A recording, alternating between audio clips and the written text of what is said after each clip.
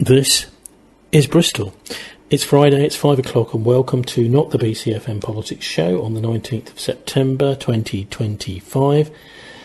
Streaming from a corner of freedom close by the Bristol city centre. Don't believe a word we say. We do try to share moments of clarity from Bristol's Templar port, the merchant venturer's fiefdom in the City of London's Masonic empire of lies.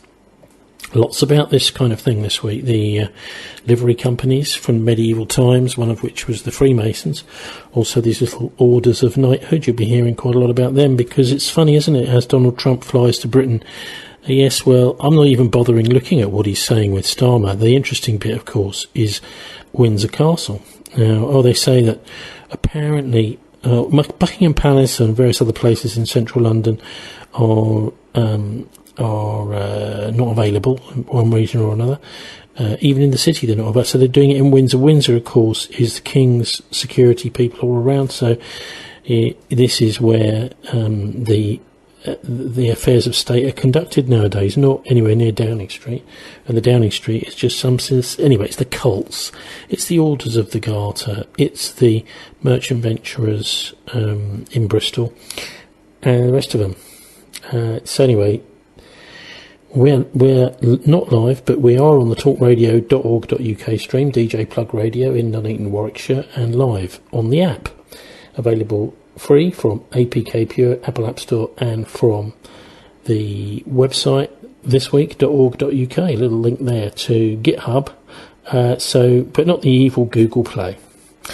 I'm Tony Gosling. Thanks for turning off the psycho in the corner, gaslighting us with its accelerationist zero trust agendas, bending our minds with Orwellian BBC Verify, and boring us to tears with vacuous celebrities, puff pieces on the conspirators, hatchet jobs on the heroes, McCarthyite witch hunts going after anyone with influence who speaks up for humanity or against the rentier class, World War III and wage slavery. The rentier and wage slavery, that's all it's all about, isn't it? Because rents have been jacked up, and in fact the basic things we need for life have been jacked up so much that actually we can't afford to live anymore. We need a little bit of disposable income, please.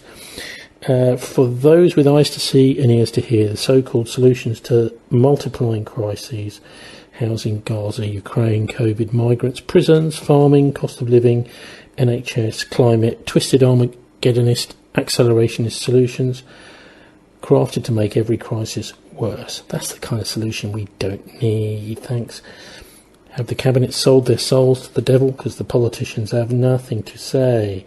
Nick Land's dark enlightenment, social Darwinist control freaks and cowardly underlings want us as slaves to their AI or dead. Albert Pike's Zionist World War III plan is a big taboo, isn't it?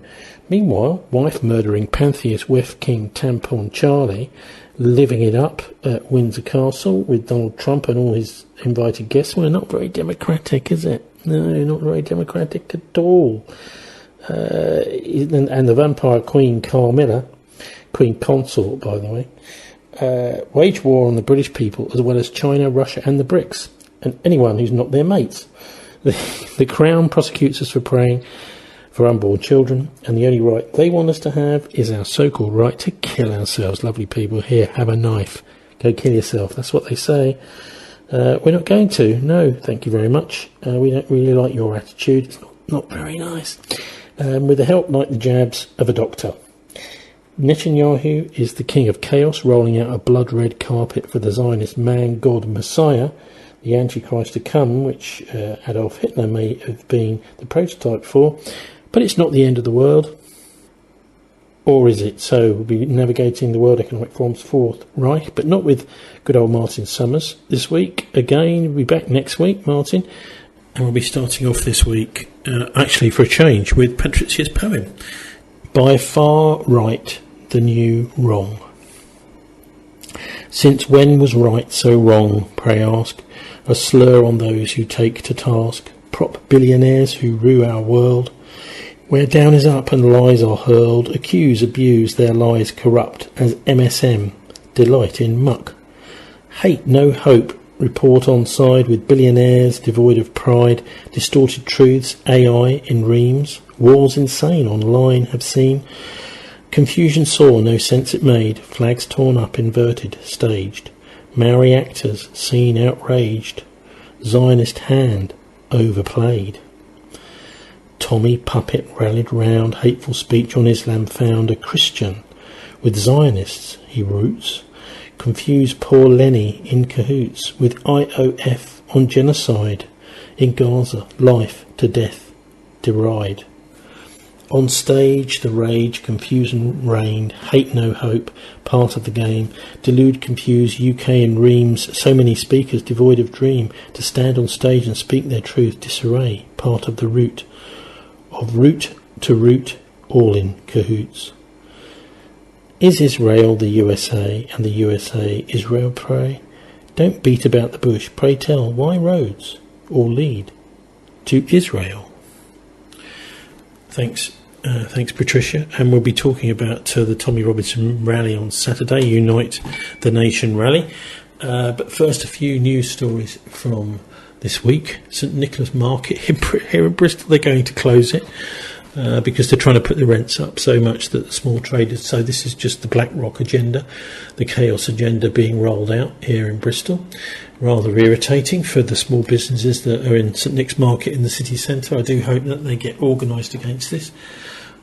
We've also got the guy at the Tommy Robinson rally who called for Keir Starmer's assassination, and amazingly the Daily Mirror put his picture on the front page, but they pixelated it out. The police are hunting this guy for a threatening to kill the Prime Minister, but the Daily Mirror thinks you've got to pixel his face. Why? What are they playing at? This is a game, a little game they're playing. But anyway, this is part of the problem, is, of course, that incitement to murder, incitement to assassinate, the police aren't interested in those crimes, it seems. They're cherry picking, aren't they? Oh, well, that's this guy, we like him. He's a criminal. He's just out of jail. He's our friend, and he can say these things because we want to have this effect through the press. So I haven't heard whether he's been arrested or not. Also, it was the Tommy Robinson TV chat. Is it Rebel News? I think it's called, that put this out. So these people who transmitted a death threat to the Prime Minister, is that free speech?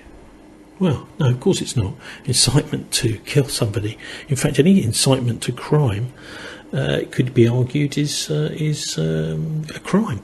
But certainly projecting a picture of Epstein up onto Windsor Castle is not a crime. But they were arrested, weren't they? What a funny old world we live in. Because this is what Tampon Charlie likes. I did an interview with Adil Raja, which did very well apparently in Pakistan, which is all really in praise of Imran Khan. But he sent me something this week. He's a former soldier in the Pakistan Army, who's now a journalist in London. Adil Raja, we've had him on a couple of times. Commonwealth helped hide Pakistani election rigging. The military regime stole the 2024 elections from Imran Khan's PTI party using fraud and voter manipulation, a leaked report has found. So isn't that interesting? But the Commonwealth is involved in all of this. So this is the good old British MI6 connection. The Commonwealth has been accused of colluding with the Pakistani military to cover up widespread election rigging. So I'll put a link to that up on our show page. It's not the Russians rigging the American elections or any other elections, is it? It's the British trying to rig the US elections through the Steele dossier, and also trying to rig they did apparently now rig the Pakistani elections. MI6 seem to be at the heart of rather too much of the problems in the modern world. What are we going to do about them? Well, apparently there's not much you can do because there's no scrutiny. They just do what they want, although they're paid by the public purse. Anyway, let's get into some of this week's. As I promised, we're going to be looking at the Tommy Robinson Unite the Nation rally. Who better to ask about that? Who better to hear? We got 20 minutes of it on here about so-called freedom of speech from good old Heiko Koo, who I think in this clip he actually says that he's been 40 years he's been doing Speaker's Corner on a Sunday, so he's one of the best people to ask. So here's Heiko talking about free speech, Tommy Robinson, and the fatal flaws already emerging in Jeremy Corbyn's little party. The topic today, because of the events of the last week, I thought should probably be around free speech, and I can give you what I know about it from my own experience at Speaker's Corner, which is quite extensive. I've been speaking here since 1985. This December, I'll have been here for 40 years. So the best part of my life, two-thirds of my life, I've been speaking here at Speaker's Corner. And times have changed. We've got electronic communication, we've got video cameras, streaming, all this sort of thing that we didn't have back in the day. But otherwise, the fundamental questions about free speech remain, and I think have been reflected in what happens at Speaker's Corner. We have people from different points of view, a Christian, a Muslim, a Marxist, a conservative, gays and lesbians, anti-gays and lesbians. We've had the lot at Speaker's Corner. Pro-trans activists, anti-trans activists, you name it, we've had it. And that, for me, represents free speech. And to be honest with you, most of the speakers here who've been here over the decades, I've got to know in one way or another. I used to do a radio show, interview with them, talk to them, discuss with them. And although they'll hold views that sharply contradict my own, many of them, we will get along generally okay. Pretty much every one of the speakers here who's been here over the last 30 years or so, I've interviewed, discussed with, debated with in one way or another. And even if they have the most hostile views, I'm prepared to interview them, discuss with them, debate with them.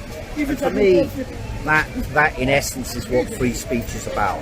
It's about a tolerance of the right of your political opponent, your ideological opponent, your religious opponent, your philosophical opponent, your scientific opponent, to engage in discussion and debate around the ideas that they hold dear.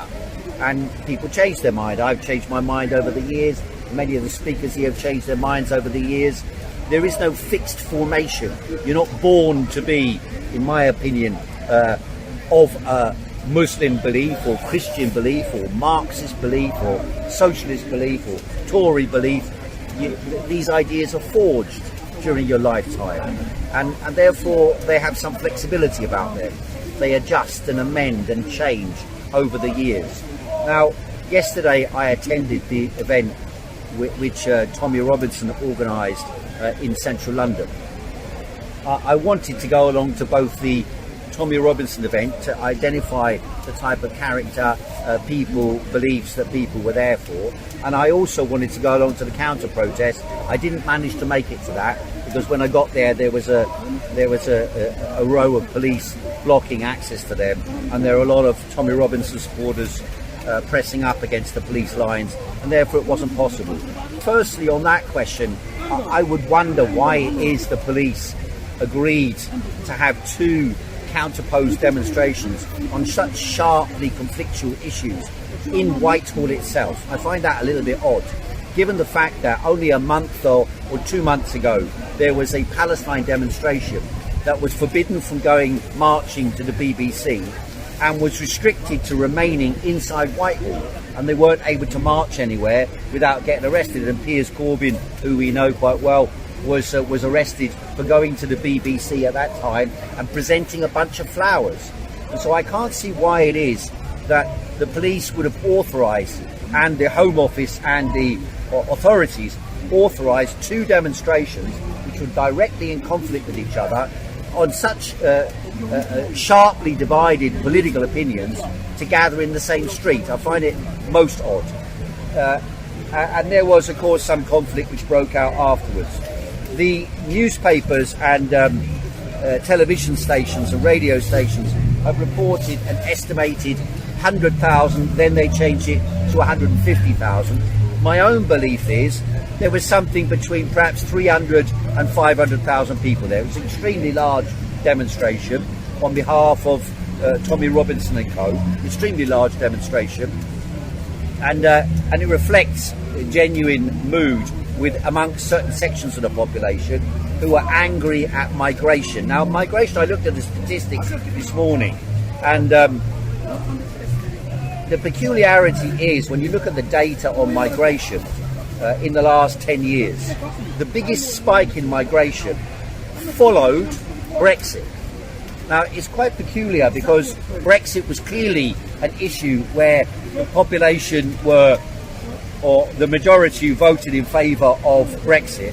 52 to 48, whatever the statistic was, were clearly hostile to free movement and migration inside the European Union. And yet, after Brexit, there was this giant spike in the amount of people who migrated into Britain.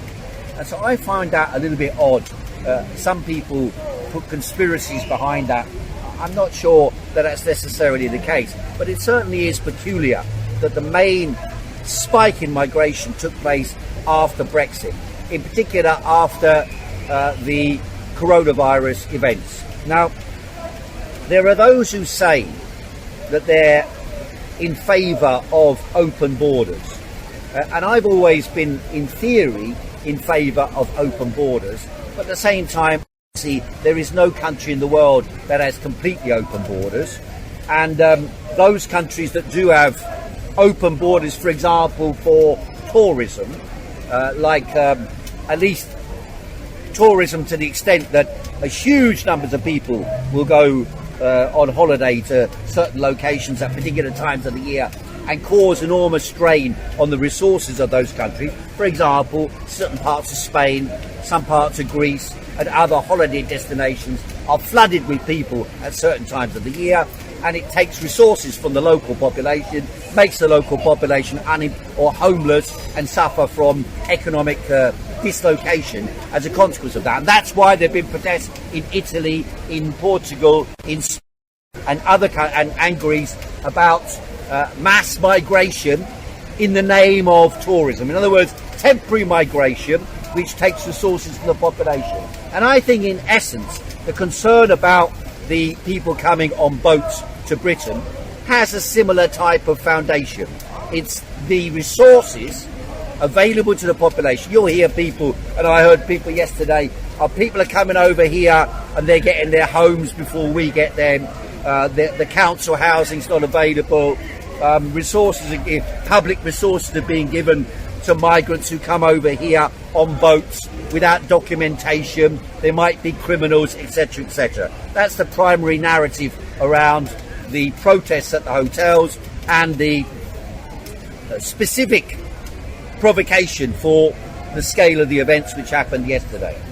Then there's the question about this guy Charlie Kirk, who was killed in the United States last week speaking at Utah Valley University.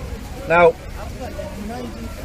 I do not agree with those people on the left who have taken a position, well, he argued that having guns in society inevitably has a certain cost and therefore he's a victim of that.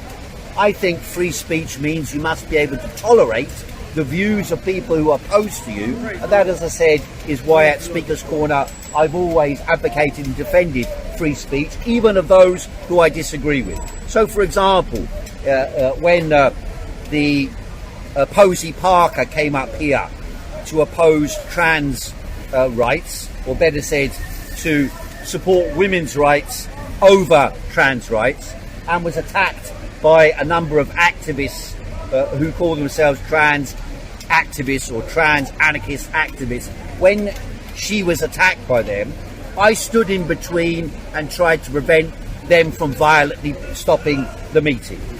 When Nick Ticconi, who's the leader of UKIP and is the representative of Turning Point UK, the same organisation that Charlie Kirk is a member of, when he came to an event called Marxism, I think it was Marxism 2022, and he had an amplifier, and he spoke there challenging the people at that conference or that political meeting or that educational meeting to debate him. I went over and debated him. I'm not afraid of debating people who have a different point of view to me, even if it's completely the opposite side. And he was debating. Now, you might argue he's a Nazi, a fascist or whatever, but he was debating, and as long as he was debating and he had about 10 of his people around him, I'm happy to debate. And unfortunately, some people from that political meeting came over and stormed against them and started a violent clash with them. And I tried to oppose them and said to them, calm it down, engage in debate. What's the matter with you? Because democratic discussion, if you can't win a democratic discussion and debate, or you're not prepared to engage in that democratic discussion and debate, I think you're wasting your time. You're never going to be able to win people over. I was at a meeting of the new party created, or the founding groups of the new party called YourParty.uk, which was founded by Jeremy Corbyn and Zara Sultana. I went to their meeting on Friday night. In Brixton. There were about 1,000 people there. I was quite pleased with the audience, with a lot of young people and so on. But Zara Sultana turned around and said, anybody who's socially conservative or has socially conservative views, in other words, doesn't agree that a man who dresses as a woman and declares himself to be a woman is a woman, then they're not welcome in this party. And I was disgusted by that, particularly because she made the point 3 or 4 times during that meeting, and she only mentioned class, I think, once.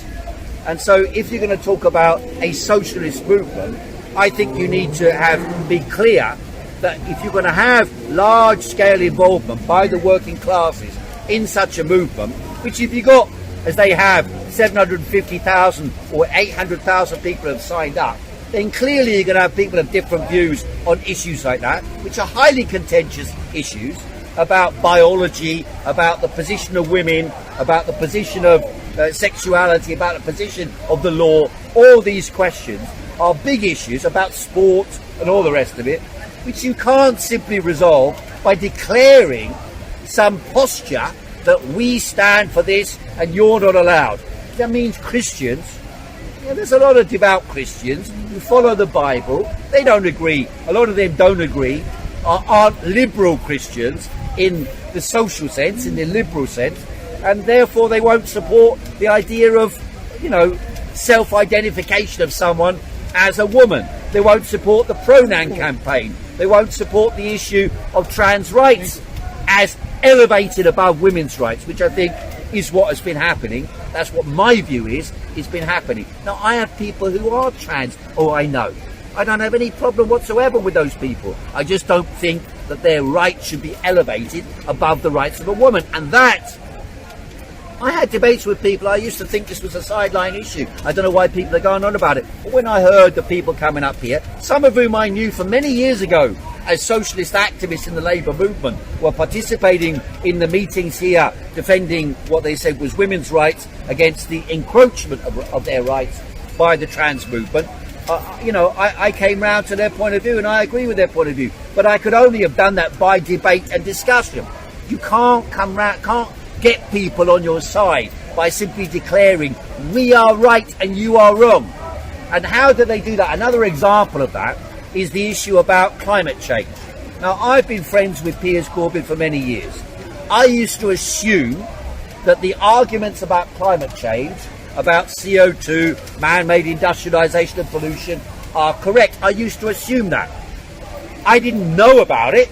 I assumed it because it was the type of position that I felt an affinity towards, protecting the environment, protecting nature, stopping its destruction, and could there be generic consequences which are undermining the whole of humanity? I thought naturally that that was something that I had an affinity with. I discussed with Piers over the years. I wasn't convinced by his point of view, but I did interviews with him. I debated with him. I believe, and then I followed the wider debate internationally taking place around these issues, and I began to be less persuaded by their arguments. And I certainly thought there is no room for the prohibition of argument about those questions, about the impact of certain gases on the fate of the entire climatic system of the planet. And I think that question is an open question that has not been resolved. Now, some people say it's been resolved, there is no impact.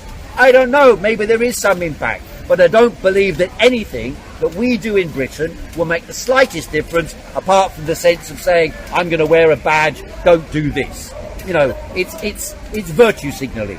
There is nothing that Britain can do, even if the entire population of Britain only ate grass for 50 years, it would not make the slightest difference if the calculations of the CO2 is a dangerous threat to humanity through climate change, if that were all true, if the very worst case scenarios that they present were true, everything that we were, if the whole population of Britain stopped eating and stopped using gas, electricity and everything, it would still make no difference whatsoever to what happens to the planet. That's a simple fact.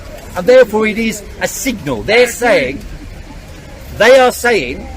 that if you signal this, the whole of the world might copy you.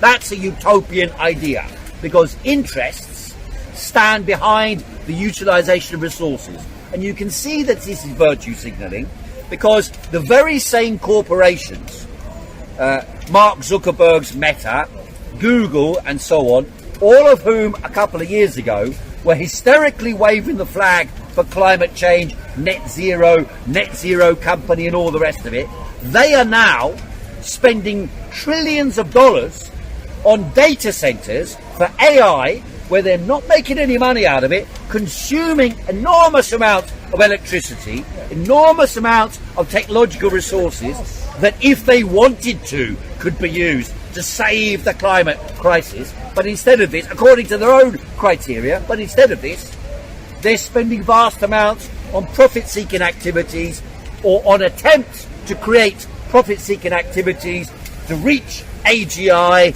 as a consequence of their expenditure on artificial intelligence.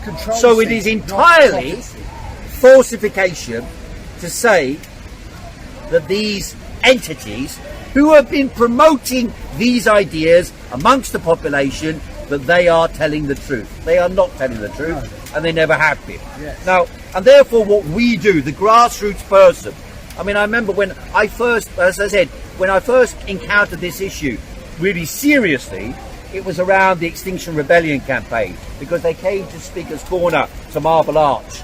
I think it was 2018. Suddenly there were like several camps of them in central London, and I was looking at it, what a weird demonstration. Suddenly the whole of central London was blocked by 6 different encampments.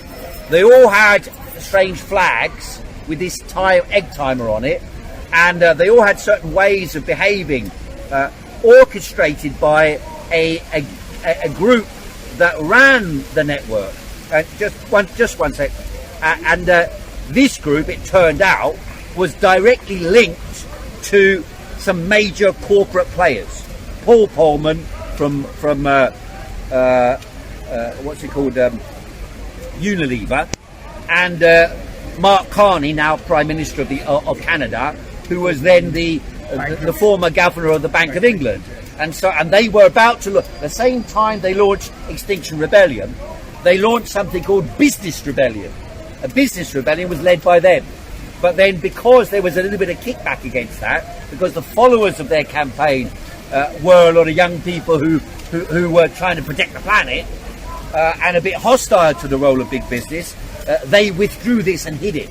But I think there was a genuine global campaign by some corporations to elevate this Extinction Rebellion into a sort of a political arm of their own corporate green interests. And that's got nothing to do with the validity or unvalidity or invalidity of the arguments about climate change. So that's Heiko Koo there. Heiko, KHOO. On free speech, Tommy Robinson and your party and Zara Sultan seems to be already making it impossible for the majority of the population to join the party. It's not very clever, Zara. Yeah, you're making a mess of it all. maybe on purpose, that's most likely. But also on the march, I just thought, one of the reasons a lot of people went on to this march is because Britain is in such a mess.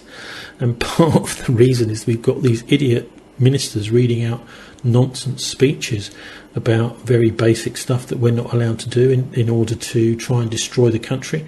So here's one, Mary Creach. I think she's the nature minister. I didn't know we had a nature minister, but apparently we do. And apparently the government is now banning something which people have been doing for centuries, probably thousands of years. Certainly in Ireland, when I was over there in the 1990s, people were still heating their homes by burning peat. But you're not allowed to anymore, according to Mary Creach. This is a great policy. They've got another accelerationist policy, of course.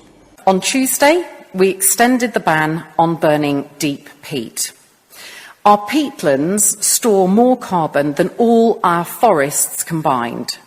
Our peatlands are our Amazon rainforest. They are simply too big to fail.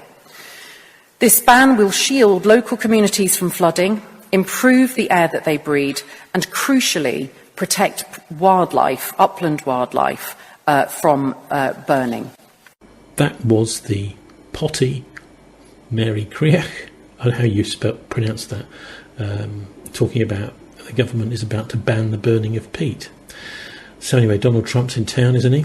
And the state banquet, I did say something at the start about these cults, these little cults that they have for status. People love being told, yes, you've got a special badge, you're in this organisation. They swear an oath to the group, the organisation, of secrecy. And they do actually, even in the old guilds, they do that. But it's a sort of witchcraft style thing. I'm not saying they are, but it's the same sort of thing that these satanic cults and all sorts of cults do, swear oaths of secrecy. It's called the oath crime in the Orthodox Church, which is Jesus's Sermon on the Mount, where he says, never swear an oath, simply let your yes be yes and your no be no. Anything else comes from the devil. So it's pretty clear. You shouldn't be doing the oaths that you swear when you join these various little organisations. Now, introducing is Alistair Bruce from Sky News. Alistair happens to be a general in the British Army. I think he's a reserve general. But isn't it interesting that King Charles is so powerful that he can force or persuade Sky News to use an army general to introduce him? So also, of course, he's an insider, and of course he's not batting for us, he's batting for the King on Sky. I suppose Sky think they're doing really well having him there. But anyway, this I think, and I honestly thought King Charles's speech was so dull. I've not got any of it, but we have got a bit here of Donald Trump's speech at the big state banquet, which to me was the big event. I mean, whatever else Trump is up to with Starmer, it doesn't really matter. It's what's going on with the head of state that really counts. And of course, King Charles is famously leading from the front. He's not the one to sit behind and let the politicians get on with it. He wants to be in charge. There'll be a joke about America's independence, probably, there often is. That's Clive Alderton, who is the King's private secretary. Right. Actually, Alistair Bruce is joining us. I think Alistair Bruce is now joining us, who will be commentating on the event in due course. But Alistair, just first of all, your thoughts. I mean, and tell us about the room. Incredibly grand. Yes, it is, and the fact that it was put together originally as a structure by King Edward III in the 14th century to be a place to celebrate the Order of the Garter that had been created in 1348 gives some sense of the history and the coats of arms, the original Knights of the Garter around the side. And back to a man who knows all about these things, Alistair Bruce. Alistair, take it away. Coming from the grand reception room into the Waterloo Chamber is the royal procession, and led on the left by the Lord Chamberlain and on the right by the Lord Steward, Lord Benyon and Lord Rosslyn. The Prince of Wales is with Miss Paula Reynolds, Chair of National Grid, the Duke of Gloucester with Mrs. Laurie Huang. Her husband is the CEO of Nvidia, a tech company. Prince of Wales. He's wearing a Windsor coat, which is a white tie jacket, which has red cuffs and red collar, which members of the royal family always wear at Windsor, and which has been a tradition going since Georgian times. And once everyone's sat down, the King will indicate that he is ready to welcome the President of the United States. The centrepiece there of St. George killing the dragon at the centre of this table. A reminder of the tradition of the Order of the Garter, for which St. George is the symbol that is so much evident in this hall. For many decades, His Majesty the King has epitomized the fortitude, nobility, and the spirit of the British monarchy and the British people. He's dedicated himself to preserving the glory and unique character of this kingdom, restoring life to the rivers and streams, supporting the works of its artists and composers, planting trees and gardens in its countryside. And I just visited one of the most beautiful I've ever seen that you just completed, and protecting the architectural integrity of cities, villages, and towns. He has uplifted the poor, cared for rural farmers, and tended to wounded veterans like nobody else. I'll tell you that I just stood in line and shook about 150 hands, and the King knew every single person and every single company, and some of them had bad names like XYZ-Q3, and he knew every one of them, or at least I think he did, because nobody was complaining. I was very impressed with that. But I just want to say that His Majesty has also raised a remarkable son in His Royal Highness Prince of Wales. Really amazing. We've gotten to know you, and I think you're going to have an unbelievable success in the future. Melania and I are delighted to visit again with Prince William and to see Her Royal Highness Princess Catherine, so radiant and so healthy, so beautiful. It's really a great honor. Thank you. Many years ago, His Majesty opened his archives to a biographer. Among the documents was a letter from 1993 in which he described the patriotism and guided his many projects. He wrote that he was, quote, entirely motivated by a desperate desire to put the great back into Great Britain. In the finest tradition of British sovereigns, he's given his whole heart, everything he's got, to those parts of Britain that are beyond the realm of mere legislation.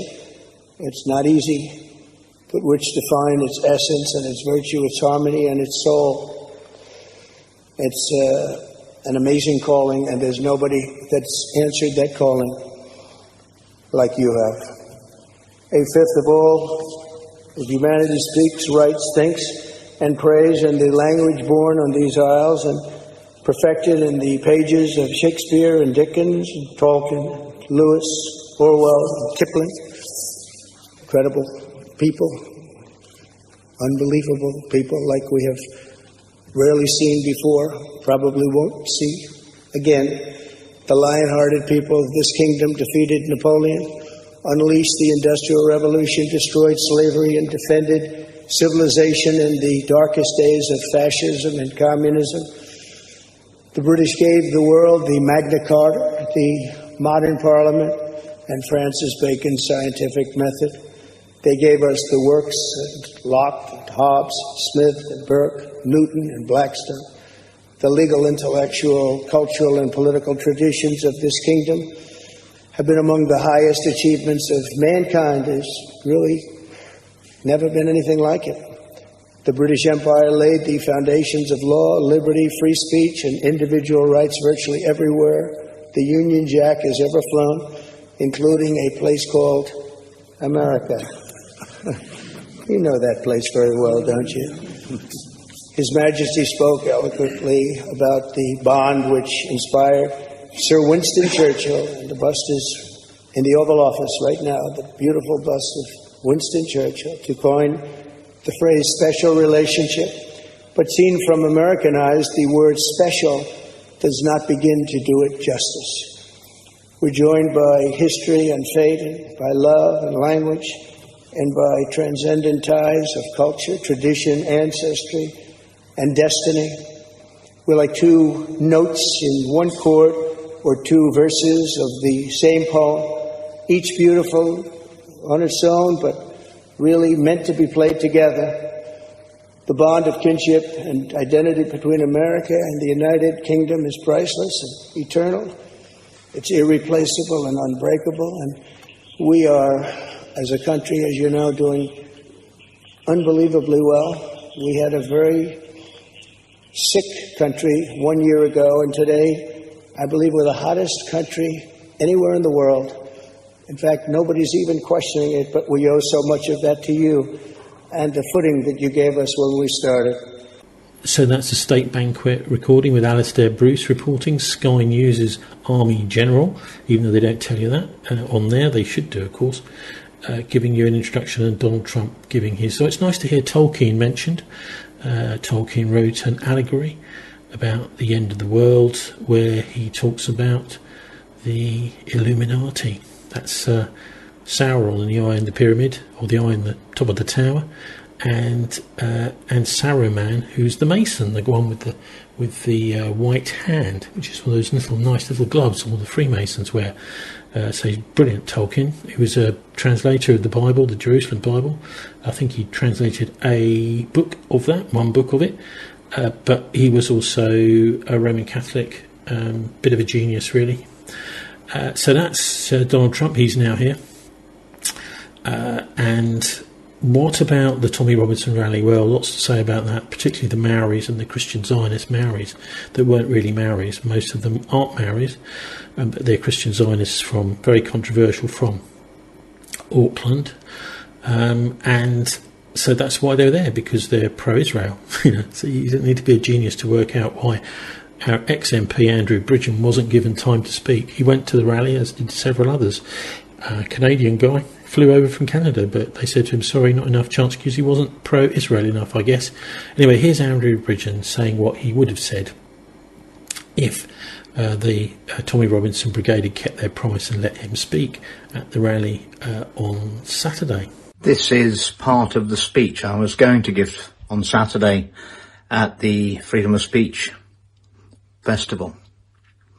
That freedom of speech is the most important freedom, because there is no freedom at all without freedom of speech. And to have freedom of speech, you need freedom of thought.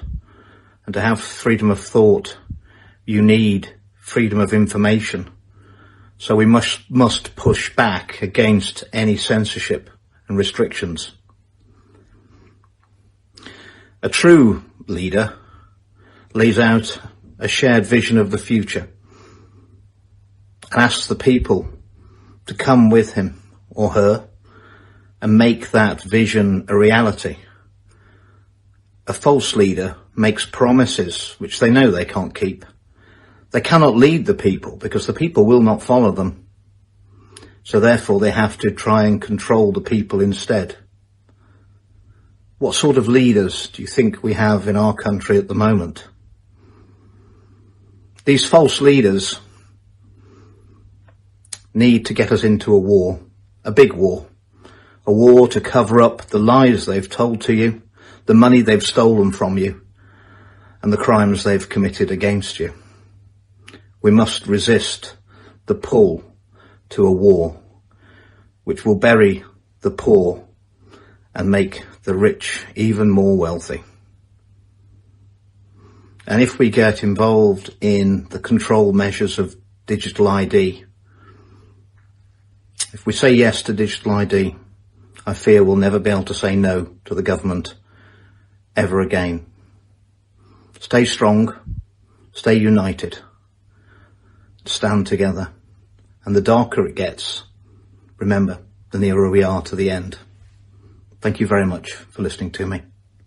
No, so that's Andrew Bridgen MP saying what he would have said if he had been given a chance to speak.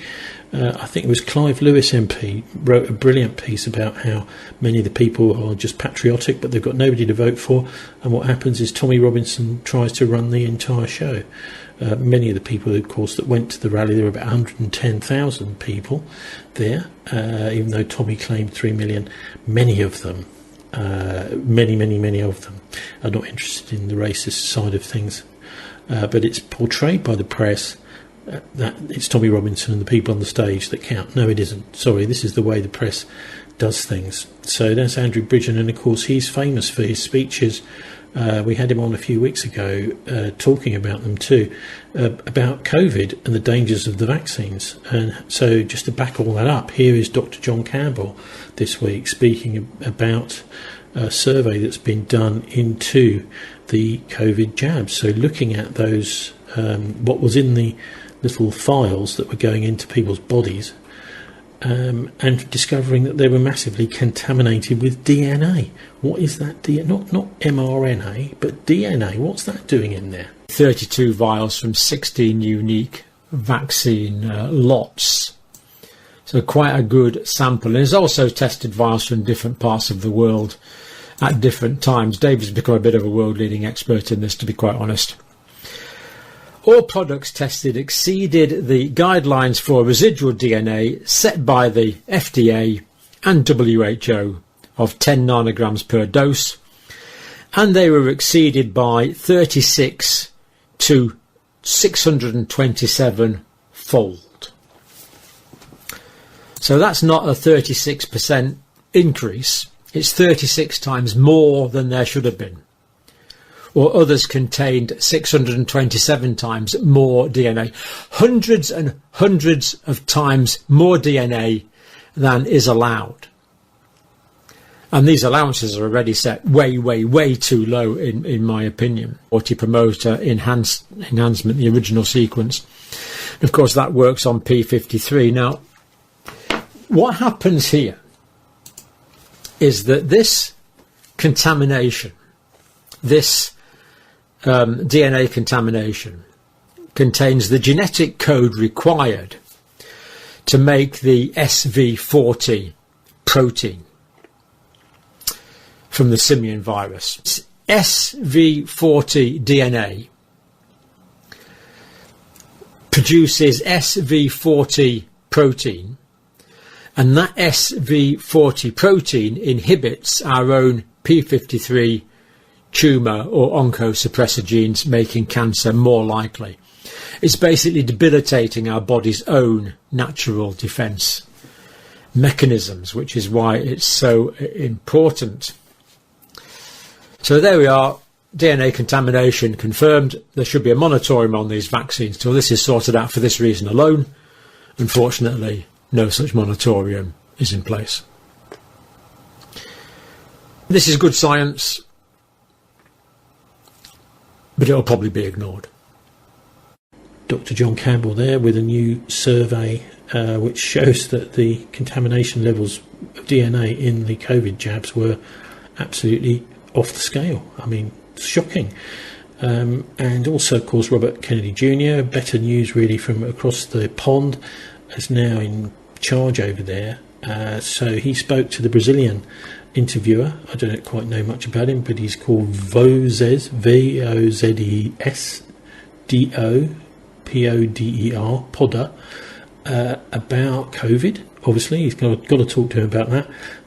US foreign policy as well, which is great to hear RFK's take on what the Americans are doing around the world, and also his faith. One of the most frustrating parts about the pandemic response was the information chaos. We were not told the truth about things, and the information tabulating and collection and analytical systems were designed to fail.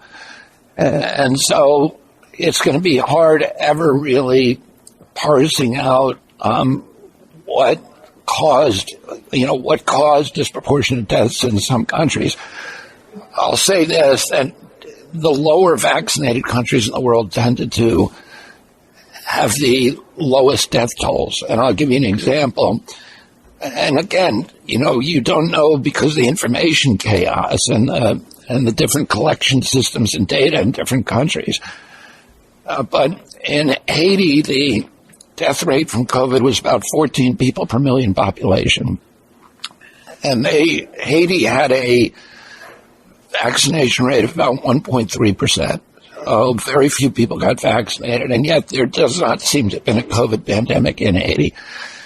Nigeria had a death rate from COVID of 14 per million population. In our country, the death rate was over 3,000 people per million population. So we are 200 times the death rate of countries that were essentially unvaccinated. America, 4.2% of the global population, right, suffered over 1.1 million COVID deaths, representing we had about 16% of the COVID deaths. That's it, 16%. And we have, as you say, around 4% of the world's population. So we did worse than any country in the world. Brazil was close. Right? We were talking about 12% of global COVID-19 deaths while making up only 2.7% of the world's population. So similar, right? Yeah. But if and when, and God forbid it does, the world, and once again, we witness a similar pandemic or even a harsher one, how have you been actually implementing different protocols in order to prevent that looking forward and that catastrophic scenario we all want to avoid? Well, I mean, I would say one of the main failures during COVID was the almost complete failure to explore therapeutic options and off-the-shelf options. Yep. And we had a real opportunity because of the existence of the internet. There's 15 million frontline physicians around the world. And we should have been talking to them. We should have been saying what's working in your country, what's working in Bangladesh, what's working in Argentina, what's working in Brazil. And harvesting that data and then telling the world these are things that people are trying that seem to be working. There were deliberate attacks against hydroxychloroquine at the beginning of the pandemic and then against ivermectin later on. And those are two therapeutic interventions that clearly worked very, very well against COVID, but there are many, many others. And all of them were systematically attacked because there was only one solution that we were allowed to consider, and that was vaccination. And so we were doing nothing to take care of sick people. And in our country, if you went to the hospital and you were maybe having a little trouble breathing, but you were symptomatic of COVID, and you got a positive COVID test, you were told by that hospital, there's nothing we can do with you. Go home till your lips turn blue. And you can't breathe all, and then come back here and we'll put you on a ventilator, which is going to kill you, or remdesivir, which is going to kill you.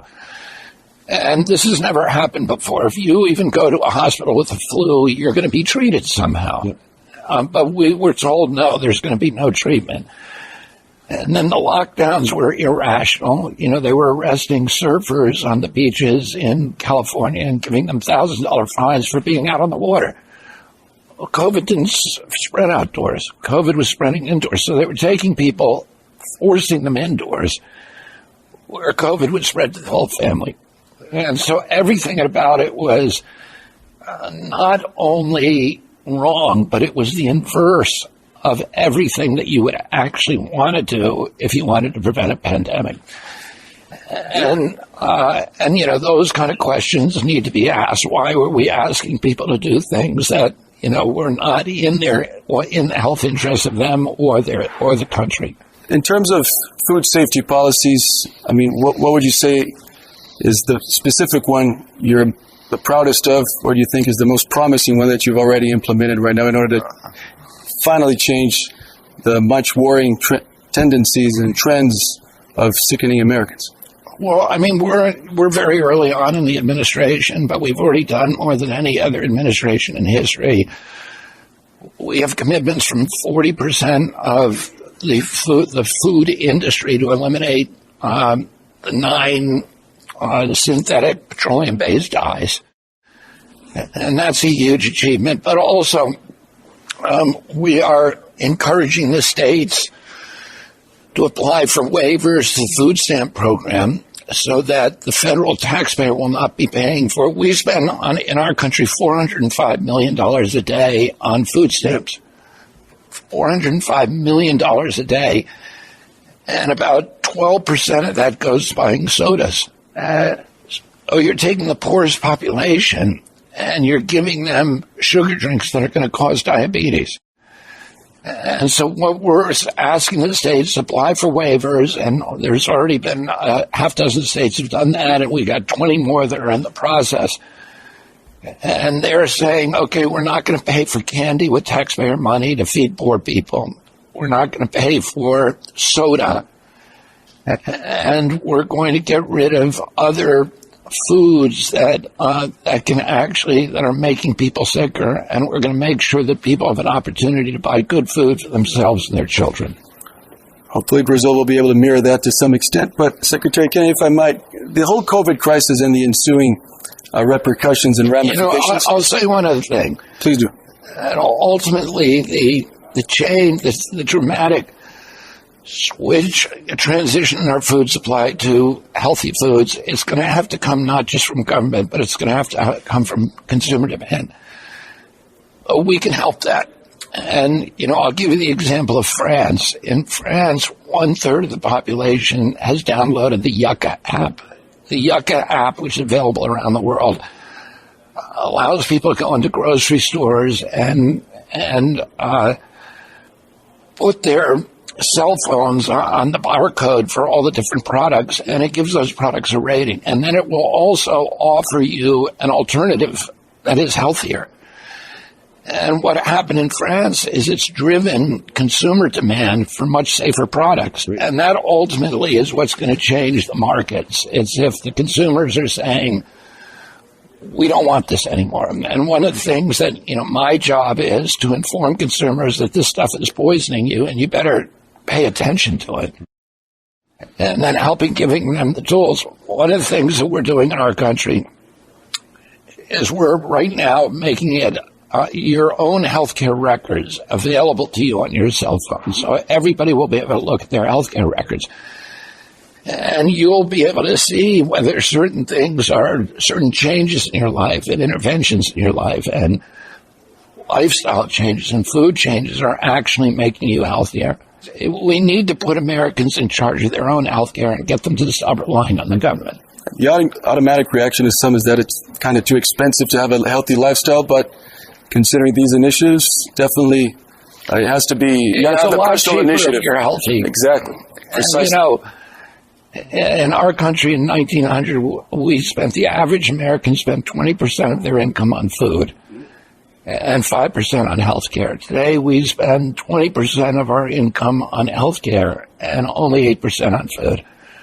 Well, we need to start recognizing that food is a medical intervention, and that good food is going to be much cheaper in the long run than the food that's inexpensive in your grocery store.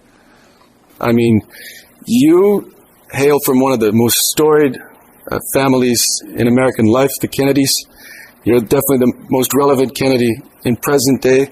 You're the nephew to the 35th President John F. Kennedy, the son to Robert Kennedy.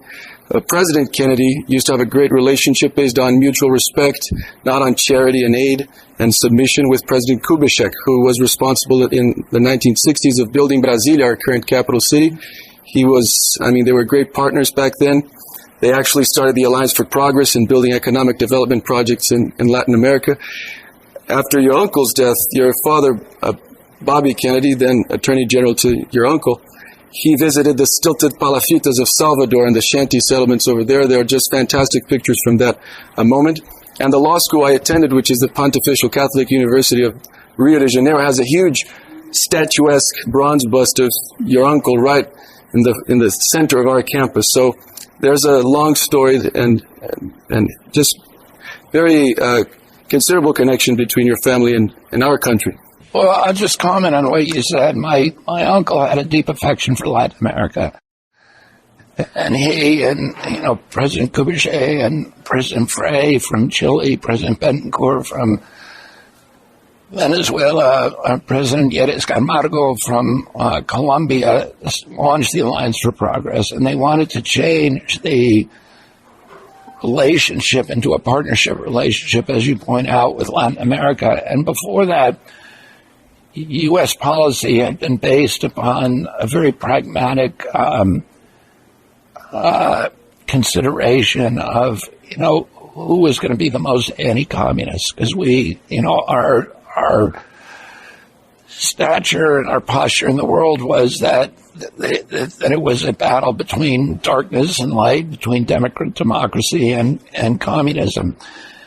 And it made the United States very vulnerable, our foreign policy, to a foreign policy that said, if you are a military junta, if you're part of an oligarchy that hates communism because you don't want people to take your wealth, and we're going to support you. And we ended up supporting all the military dictatorships and these oligarchical, really semi-feudal systems which they had in your country. My father visited. By then, I think President Goulart was right before the military movement in 1964. Right,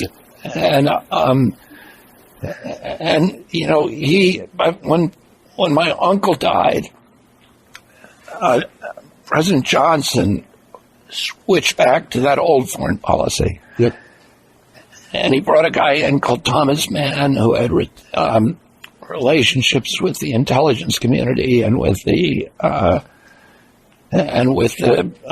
oil interests and mining interests in to run the Alliance for Progress. And my father was very upset about that, and he made that visit in 64, 65 to Brazil, to Peru, to Chile, to the other Latin American countries, and he said to them, you are in charge of your own future. If you don't like Anaconda Wire and Cable running your country, or AT&T, you should have a revolution against them. And that shocked everybody, but it was something that he believed in, and that he believed that these nations should have sovereignty and that they should dictate their own future, and that would make a much stronger partnership with the United States. Mr. Secretary, if we might delve a little bit into the personal side and political side of things, how about we just go for a brief stroll down recent memory lane back to August 23rd,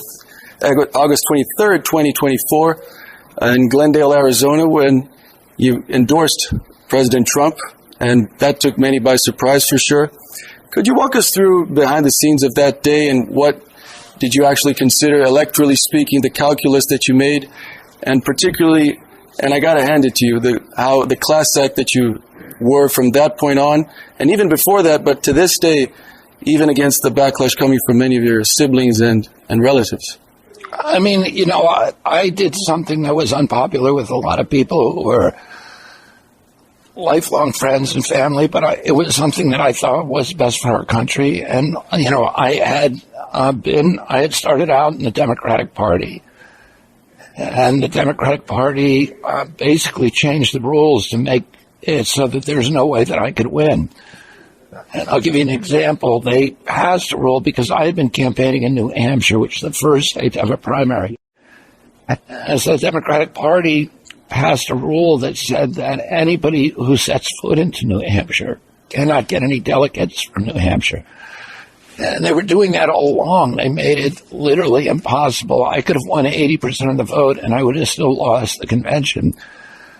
And so that, people had given their lives and had given huge amounts of money to my campaign. You almost made to that first debate. You almost hit the 15% mark, although the media pool, they clearly subverted the criteria in order to avoid your presence there. That would have been a first since 1996, right, with Ross Perot's second and final candidacy as an independent candidate, right? Yeah. Were you frustrated about that? I'm sure you were. I was, what I was doing was making decisions based upon the world that was given to me. Yep. And the facts on the ground were what they were, that the media would not cover my campaign. And I'm not complaining about it. It was just a fact of life. So for me to accomplish my agenda as best I could, you had to go for it. The best strategy was to merge my campaign with President Trump's. And when that happened, you just did an interview where you mentioned how you discovered a more empathetic side to President Trump. Other than that, your relationship with him spawns many decades, but you've become closer and, of course, have this working relationship since February 23rd, if I'm not mistaken, when you were confirmed. Other than that, how have you been dealing with him, and what have you discovered about him that you didn't know before? Well, I've spoken about my changing impression of President Trump. I accepted the mainstream media portrait of him as kind of a bombastic narcissist who didn't read books, who was ignorant of most affairs, who was impulsive.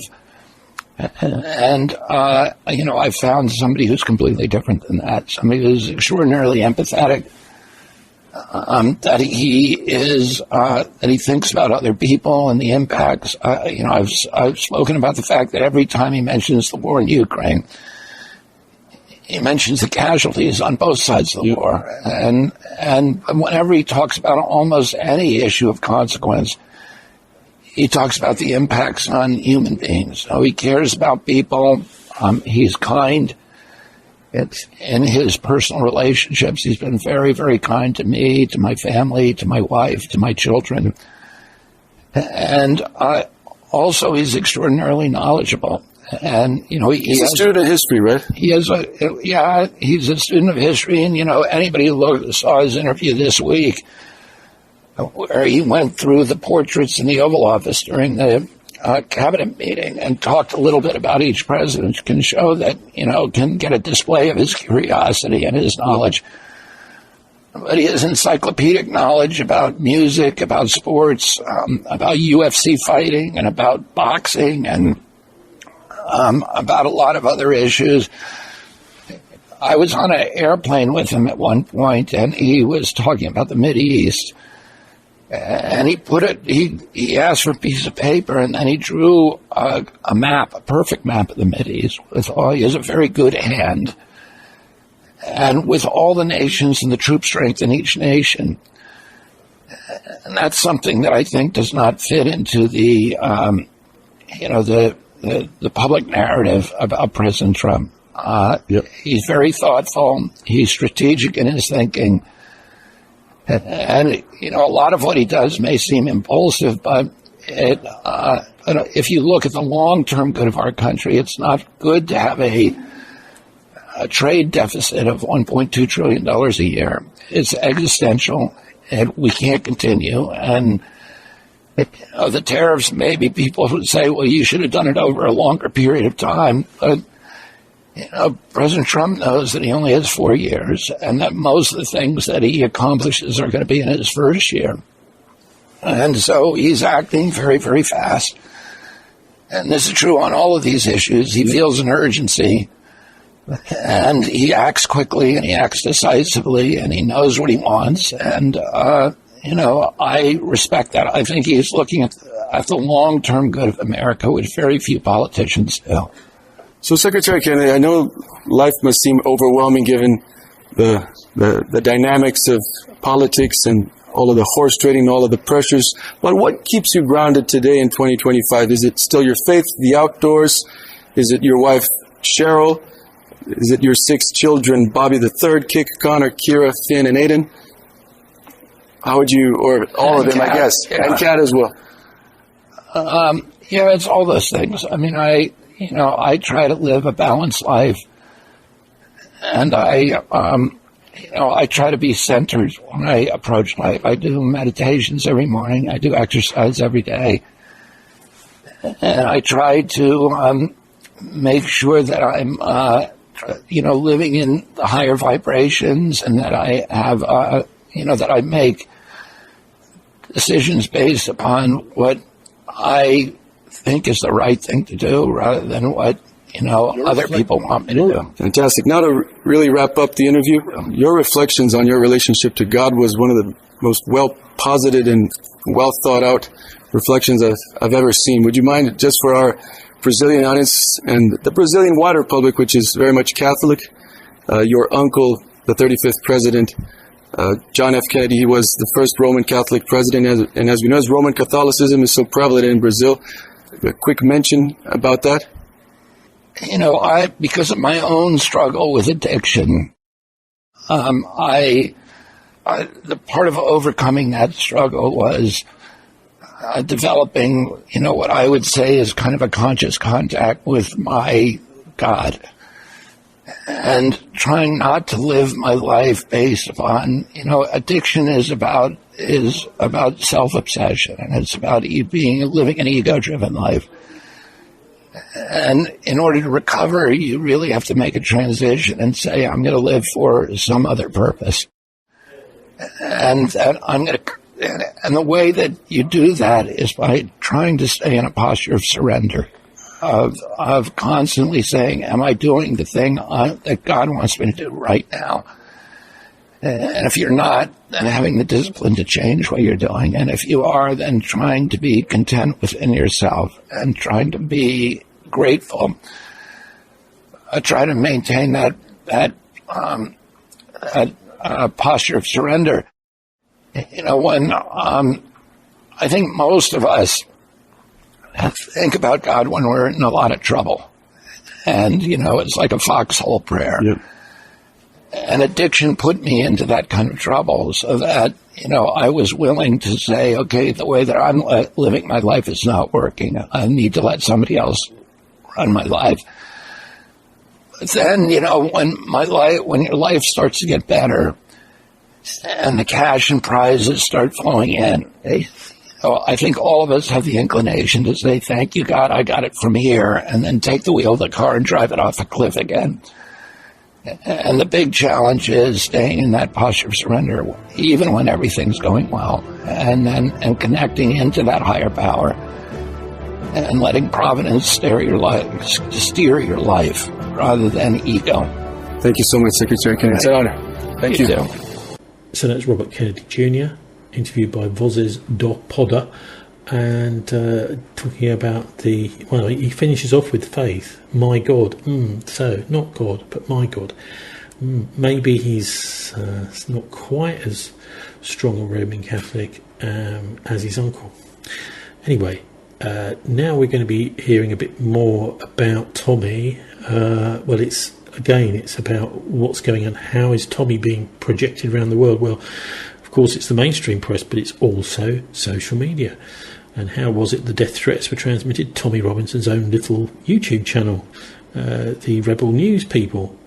So I thought I'd have a longer chat about all of this, and how is it that we go onto social media trying to get away from the mainstream media, but the mainstream media is bad, but also social media is being colonised. Don DeBar from New York talked to me earlier this week, and the full version will be up on our show page at thisweek.org.uk about techno-feudalism. I remember Kurt Vonnegut wrote years ago, I don't remember which book, it was just a passage really, but the image stuck with me. Earth was jazzed with electricity for a while, describing basically human evolution up to and including the modern age, and which lasts for a very short time, and then we're back to rolling rocks around and trying to find some bison or whatever. The internet is here. It has evolved to both. You've got the infrastructure itself, the physical, the informational, programming and software, whatever, all that stuff that operates in the operating systems and the platforms and whatnot. Most of the equipment that houses most of the data is privately owned. The ownership of that data is in a state of flux still, but there's been a very strong movement. Property rights in the United States and in England, in Britain, and in a number of other European countries had. You can see a line of evolution, and there's some branches in it from Rome, and there's not really a lot of. There are a couple, but not a lot of big sea changes in terms of concept. Certainly, the idea of a public square, of a public, what do you call it? Public spaces. That's what the hell the damn word is for it. Has shrunken. The public trust, the public domain that was considered mostly everything except for what the king and some rich guys owned. And then where, the rest, everybody else was on public land, which of course, since the king owned the public or some regent owned the public, they had that kind. Anyway, property rights have evolved, and this is an area of my expertise. I spent 50 years probably in the title insurance business here, which has land titles, ownership of real estate.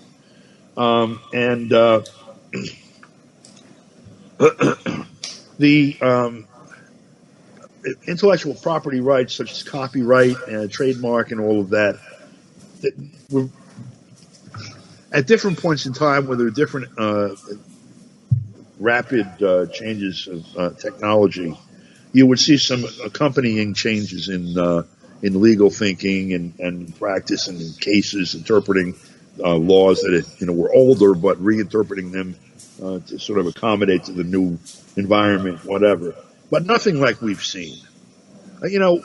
For example, the movie It's a Wonderful Life with Jimmy Stewart and Bedford Falls. They have, that was in the public domain along with a lot of other stuff up until, 5-10 years ago, and they suddenly are not. Some corporation owns them, and so you don't have access to these things. The reason I'm bringing this up is the internet was like a Wild West when it first was connected. People, if you had some technological skills or technician's skills, you could capture, record a record off the record that you bought at the store for $3 10 years ago, and put it on a website or send it around by email and mass distribute it. And no one could really do anything about it. And then Congress and everybody started having hearings because the owners of the under the old paradigm, were basically, and even the people who owned or thought they owned the copyrights to all this music, that they insisted that the manufacturers stop making this equipment that was accessible to the public unless they could safeguard against their property being converted by members of the public and shared without them getting a piece of it. There was ASCAP. I don't know if you're familiar with ASCAP or BMI or these different entities that for years I write a song, I have publishing rights to it, somebody records it, they have recording rights to it, and then somebody plays it on the radio, and they're selling advertising space on their radio show while they play my music. Well, I'm supposed to get paid. I'm not. This is mine. I own it, and I copyright it. You file with the government office, and the government says, yeah, you're the owner of this. The song itself, or this recording of the song, this performance of the song, whatever. After a time, and this was for copyright, also for patents, intellectual property, for inventions and whatever, you would have exclusive right to something that you could go to court and enforce for a period of time, 7 years, 20 years, whatever, understanding that human innovation ultimately belongs to all of humanity. Because some guy invented the wheel 200,000 years ago, his heir shouldn't be sitting on top of half of the land on the planet while the rest of us have to bob offshore because we were born after this guy invented the wheel. And so after a period of time of getting to live off the fat of the land, the wheel now belongs to everybody. Next innovation, please. Well, they started undoing that stuff. And once they secured or began to secure control, they meaning I don't know who, power, capital. Once they began to secure absolute control, or pretty damn close to it, of the traffic on the internet by a variety of ways, they also began acquiring property rights and all these things. Now, the ironic part of it is that the very existence of Google, as one example, is entirely based on their providing information about stuff other people owned and or innovated and or did. They were nothing more than an index to what information was available on the internet. And so if I wrote a paper dissecting, I don't know, mice, for example, genetically, that detailed all these little things that were innovations, and even if I had copyrighted it or whatever I did, if I published it, Google could put it in somebody else's lap without paying me a dime, all over the world, and to an extent unprecedented, almost geometrically.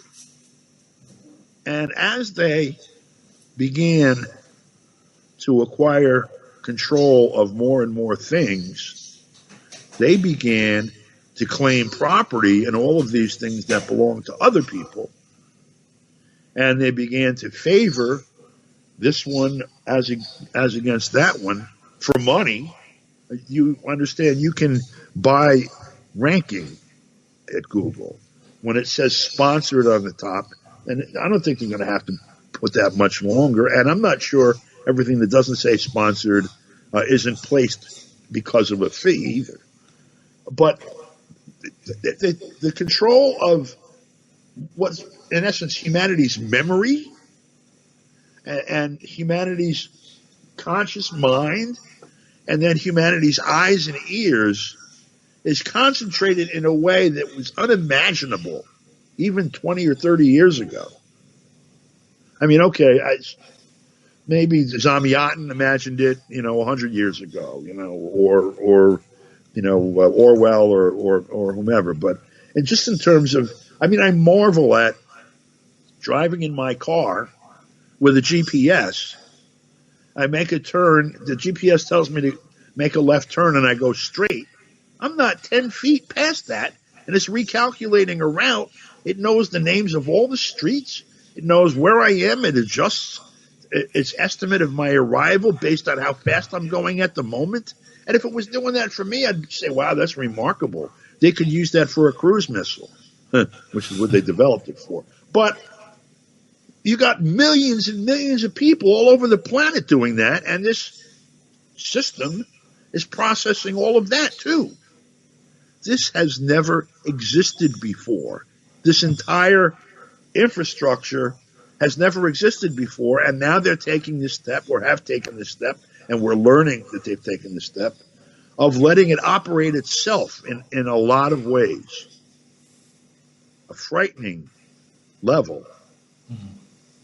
But what you're describing is, it seems to me, is a way to prohibit innovation.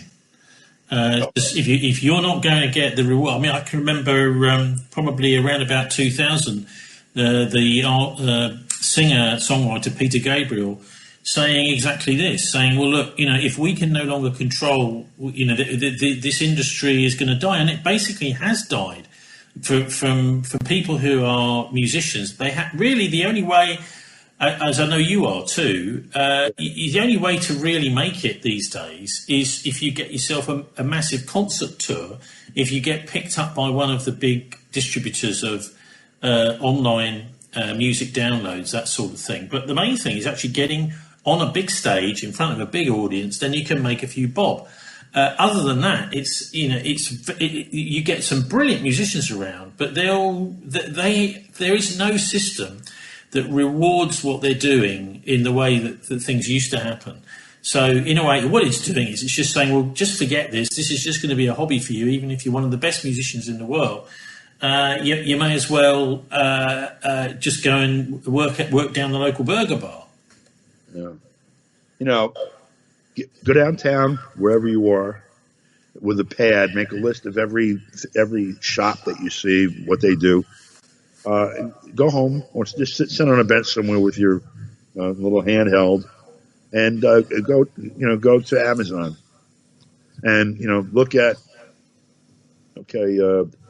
candy canes, strawberry cake, fender for a 1956 Chevy, guitar, etc.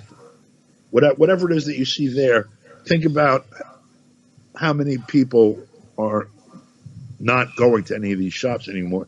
I mean, the whole political economy has changed. The whole economic infrastructure is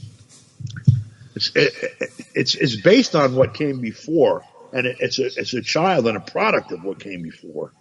But it seems to be also like standing above it and not upon it.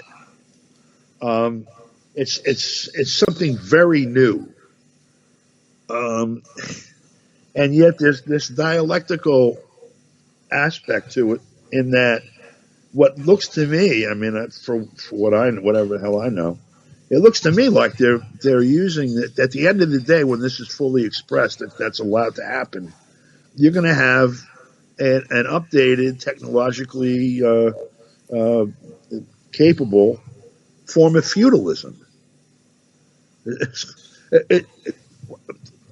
Everything will be owned by a small group, a small group of people, I guess, or I don't know, maybe the machines will own it, but a small group of people. The rest of us that remain, we don't really have any control over resource allocation. We would be relying on the benevolence or beneficence of whoever is in charge of resource allocation. If they decide to manage the population from one to small, I mean, there are all these paranoid, I wouldn't say paranoid psychotic, but paranoid theories about what's happening, and yet it corresponds so closely to the reality that it's difficult to dismiss them out of hand, or even to dismiss them at all. But I know the potential is there for some really ugly developments, even beyond the kind of ugly developments we have now, where we're watching an actual Holocaust happen, and nobody's lifting a finger about it. They're pointing fingers at each other, over stupid stuff.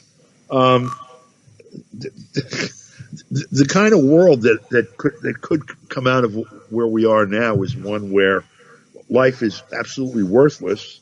No one will have any control at all. Not even we used to hear back in the day about totalitarian Soviet Russia, but that because that system didn't work, they had to let farmers grow their own little plot, and that's what they made truck farms, stuff runs to the city and stuff with. They won't even have that. We won't even have the quarter acre to grow tomatoes on or whatever. All of the resources are being concentrated in fewer and fewer hands. The power to govern that is actually owned by that power. I mean, we look at the government now, at the relationship of the government to wealth, finance, whatever. It's clear that power doesn't reside in the halls of government. I guess I have to put it that way.